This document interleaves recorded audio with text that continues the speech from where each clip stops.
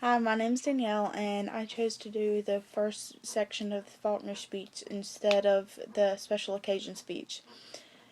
It is easy enough to say that man is immortal simply because he will endure, that when the last ding-dong of doom has clanged and faded from the last worthless rock hanging tideless in the last dead, red and dying evening, that even then there will still be one more sound, that of his puny, inexhaustible voice, still talking. I refuse to accept this. I believe that man will not merely endure, he will prevail. And for my uh, final speech, I chose to do a speech on soccer and explaining it. Soccer is one of the world's most beloved sports. While most of the world is in love with this sport, the people of America have never really joined the club. Soccer should be given a chance. I'll discuss the field design, some rules, and some techniques used while in the game. The basic design of a soccer field is a rectangle just like a football field. The size is also nearly the same. The rectangle is split in half by a line known as half field. In the center of the half field line, there is a fairly large circle known as the center circle. There is a goal at each end of the field, one for each team to score in. Inside the field, but around the goal, there is a box. This box is about the same size as the goal and is known as the goalie box or a goal box. A large box that surrounds the goal box is known as the penalty box. At each intersection of the end or goal lines, the line behind the goal, and sideline, is an arch known as the flag. An, ar- an arch and a flag that's used by the refs to help see where the corners of the field are and stuff.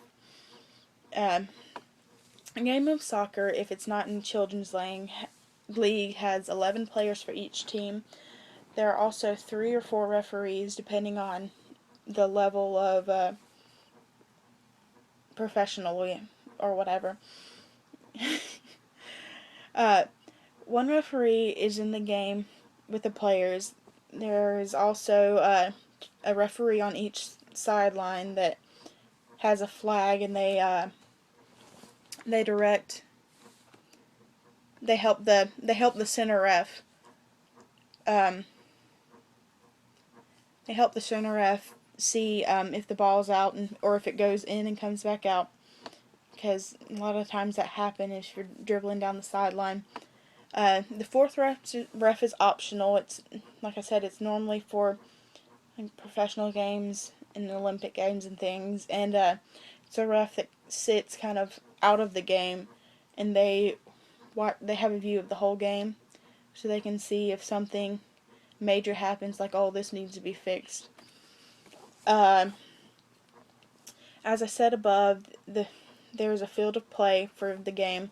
Uh, the way the ball is brought back into play, if it goes out, depends on where it goes out and sometimes which team causes the ball to go out. If the ball goes out on a sideline, the team who didn't kick it out has to throw it in. If it goes out on a goal line, which is the line behind the goal, it depends on which team kicked it out, if it's the offensive team or the defensive team. If it's the offensive team, uh, the kicks out the ball. The defensive team takes the ball to the corner of the goalie box, and they get to kick it out. But well, not the corner; it has to be inside the goalie box. But they kick the ball out towards one of their players so they can go.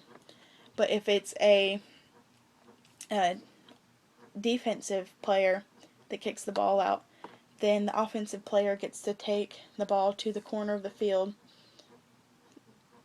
where the corner arch is, and then they stick it somewhere inside the arch or along the arch line, and they get to do a corner kick. Uh, in soccer, most people know you're not allowed to use your hands, but you can, of course, when you throw the ball in, and if you're the goalie, but only when you're inside the penalty box. If you're outside the penalty box, you play by the rules of every other team, every other teammate. Each the game is started off with a kickoff, and that's also for when teams score. It restarts the period of play. You take the ball to half field, and it's got to be somewhere inside this along the half field line, but inside the center circle. And then the player has to pass the ball to someone else. They can't just dribble down from kicking off. They have to have someone else touch it. It's indirect. After that, they can go on and score. The player interaction is pretty much, you're not allowed to hurt people. You can play aggressively and fight for the ball, but you can't injure people. You don't want to do things that are rude and stuff. You can get penalized for that also. Ooh, excuse me. You obey the guidelines of the rules and things like offside, which are just nitpicky rules that you have to follow, but they gradually introduce those as you go along. They keep with the basics, which is, don't hurt anybody, keep it inside the field of play. And then they add in the nitpicky stuff. If a player breaks one of the rules, they're penalized. They can have either a penalty kick or they can have a red or yellow card.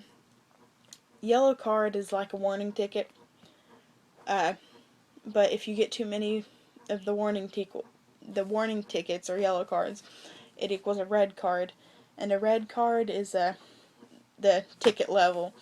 You can be fined, but I don't know if they actually cost money for professional soccer, but for like high school soccer, you have to sit out, I think, 3 games after.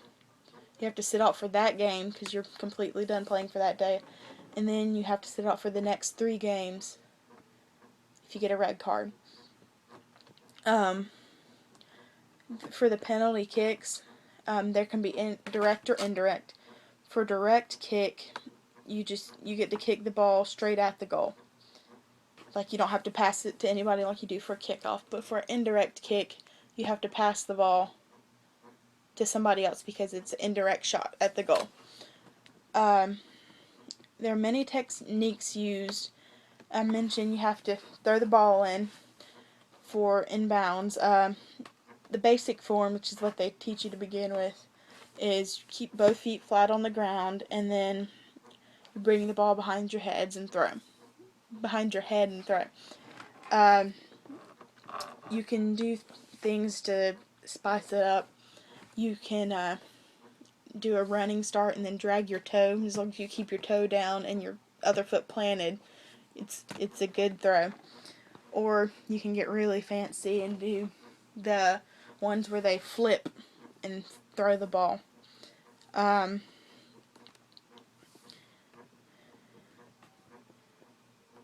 are also different ways to kick a ball.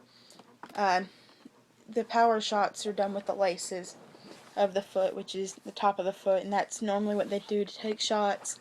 It's also what they do to do a pass that needs a lot of power because it's up the field or across the field or something. And then they have the thing with the pass with the inner foot, which has a little less power, but it's not completely powerless. And then there's the pass that people do occasionally with the outside of their foot, and that's used for unexpected changes of direction or a quick pass to a player that's on your right. The cross that I mentioned earlier is when a player switches the side of field, the ball's in play, and from left to right with a kick. They kick it across the field. There are also other ways to kick a ball that you can get fancy with, like the flipping throw, and you can do a bicycle kick, which is where you jump up and flip as you're kicking the ball, and you kick the ball behind you. And there are other types of tricks like that. In conclusion, there are many things to love about soccer. The setup of the field is similar to the setup of other sports. It's like a combination. You've got Like hockey, you've got the goal boxes and the center field and things. It's about the size of a football field. There are other parts of it that are included in the field, but the basics of the game is to score, but you have rules and regulations that you need to follow. Last, soccer has many basic functions, but there are many ways to accomplish them. All the really good soccer players have a few tricks up their sleeves.